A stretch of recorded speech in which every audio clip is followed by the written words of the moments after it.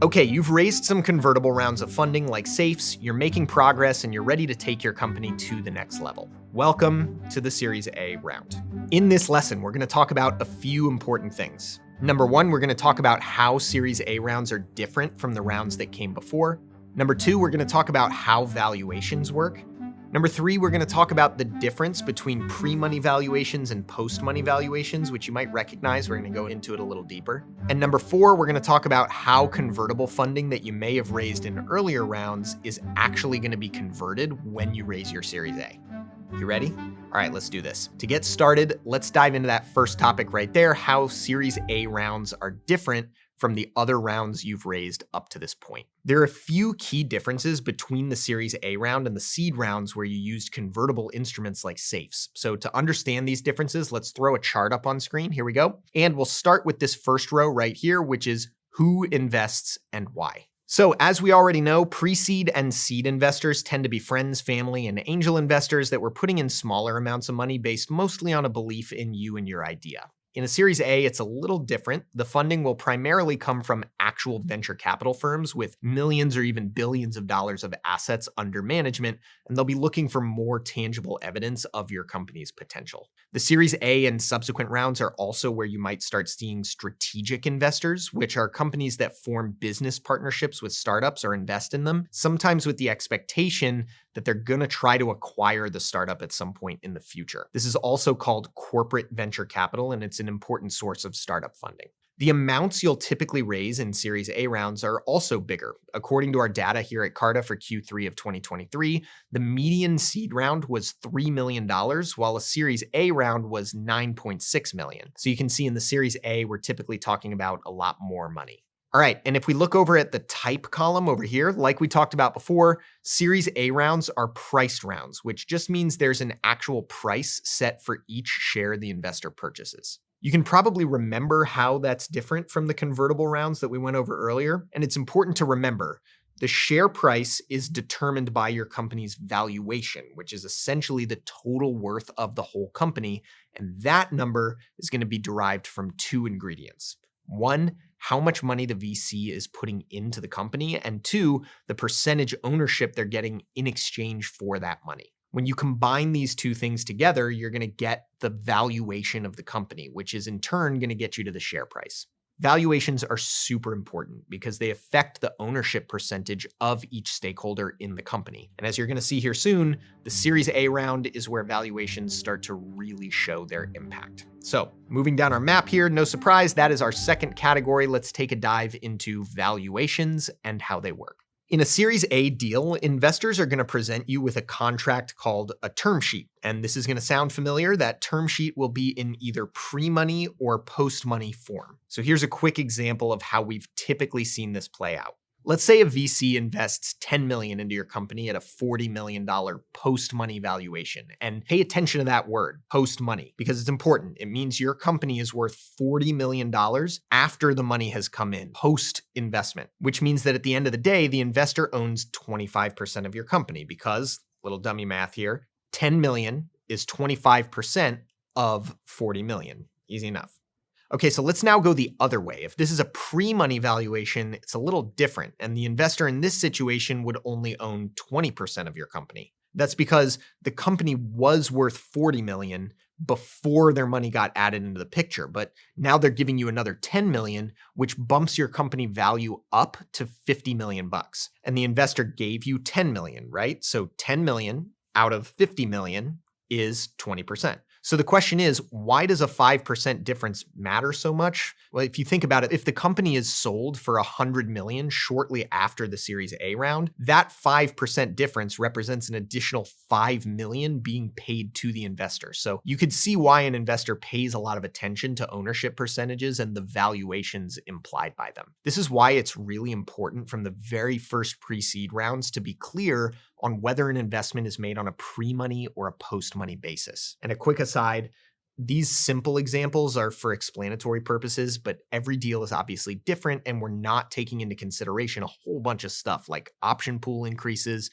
promised options, and other possible deal mechanics that may have been negotiated as part of a non-standard deal. When you start having these kinds of discussions with investors or seeing these term sheets, it's important to be able to model the potential effects of what they're proposing to you, your co-founders and previous investors, and any other shareholders your company has. This means understanding how much this potential new investment will dilute or water down the ownership percentage of existing shareholders. So, shameless plug, obviously that is why we built the deal pro forma tool on Carta. These things matter. At the end of the day, you won't get a full picture of what's happening with your company's dilution without modeling out the effects for each and every shareholder on your cap table. Another note about valuations, people tend to think larger valuations are always better. After all, it means that people are ascribing a lot of value to your company, right? But there's nuance to that. A valuation that's maybe the result of an overheated economic cycle or that's out of step with standards for your company's stage or industry could end up hurting you in the long run. For example, if it causes excessive dilution to existing shareholders or leads to a down round at a lower valuation the next time you raise, which could have negative impacts on your company. All right, so let's talk about the next thing, converting previous investments at the Series A stage. Remember in the previous video when we talked about safes and convertible notes and how using those investment interests would allow you to punt the valuation discussion down the road to your priced round? Well, this is the point at which you have to convert those seed and pre-seed investments.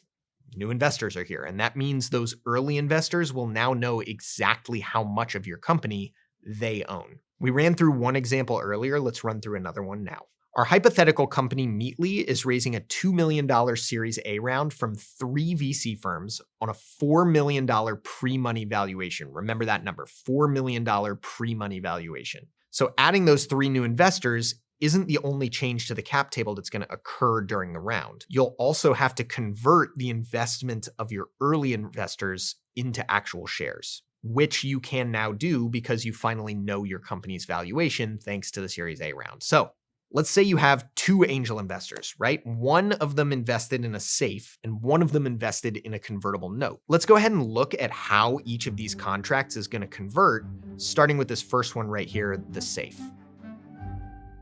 Okay, so a couple important details about the safe contract. This investor gave you $100,000 in financing with 2 important ingredients attached, a valuation cap and a discount. You should remember those from the earlier lesson. The valuation cap that they set is $6 million and the discount is 20%. So let's talk about this valuation cap right here first. Big thing to remember, fast forward to the Series A, and remember this, your company's valuation is $4 million. So if you have a $6 million cap, but the company is only valued at $4 million in the Series A, then the cap doesn't actually come into play, right? Because our valuation isn't even high enough to hit it. So for this investor, we can actually cross out the valuation cap. We don't have to worry about it here.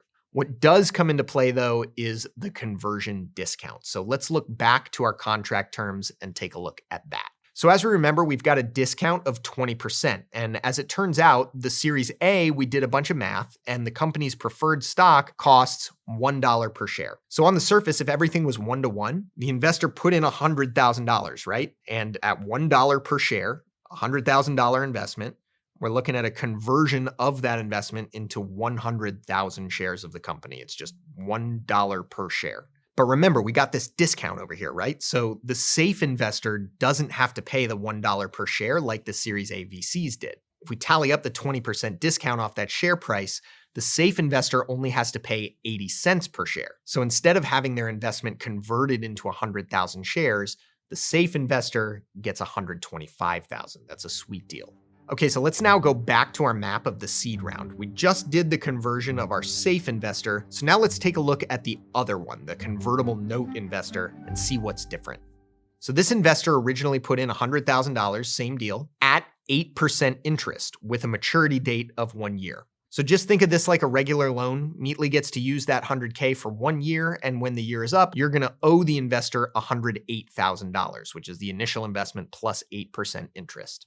But here's the issue. You raised a priced round, which is that Series A, before the maturity date hit. So you set a share price of $1 per share before you had to actually repay that loan. That means you don't have to give this investor $108,000 in cash Instead, you can give them 108,000 shares of Meatly. But okay, let's add one more wrinkle. Just like the safe investor from before, your convertible note investors will typically negotiate a valuation cap and a discount on the round.